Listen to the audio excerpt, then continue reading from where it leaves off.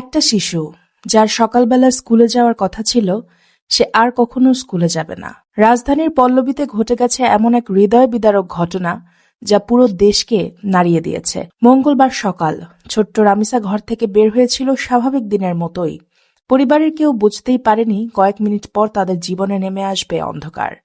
অভিযোগ উঠেছে প্রতিবেশী সোহেল রানার স্ত্রী কৌশলে রামিসাকে নিজেদের বাসায় নিয়ে যান।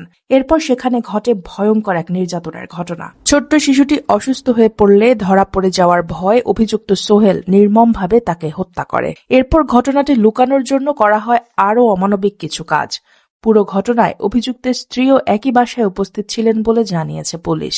এদিকে সকাল 10:30টার দিকে রামিসাকে স্কুলে নেওয়ার জন্য খোঁজ করতে শুরু করেন তার পরিবারের সদস্যরা। কোথাও না পেয়ে একসময় সন্দেহ হয় পাশের ফ্ল্যাটে, কারণ সেই বাসার সামনেই পড়েছিল রামিসার জুতা। বারবার ডাকাডাকি করেও কোনো সাড়া না পেয়ে প্রতিবেশীদের সহায়তায় দরজা ভেঙে ভেতরে ঢোকেন স্বজনরা। আর তারপর তারা এমন এক দৃশ্য দেখেন যা কোনো মা বাবার জীবনে কখনো দেখা উচিত নয়। নিজের আদরের শিশুকে সেই অবস্থায় দেখে পুরো পরিবার ভেঙে পড়ে। মুহূর্তে এলাকায় নেমে আসে শোক আর ক্ষোভ। ঘটনার পর পালানোর চেষ্টা করে মূল অভিযুক্ত সোহেল রানা। পরে তথ্য প্রযুক্তির সহায়তায় নারায়ণগঞ্জের ফতুল্লা এলাকা থেকে তাকে গ্রেপ্তার করে পুলিশ। এর আগে ঘটনাস্থল থেকেই আটক করা হয়েছিল তার স্ত্রী স্বপ্না আক্তারকে।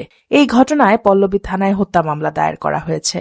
পুলিশ জানিয়েছে ঘটনার বিস্তারিত তদন্ত চলছে। একটা প্রশ্ন এখন পুরো দেশের মানুষের মনে, একটা শিশুও কি আর নিরাপদ না?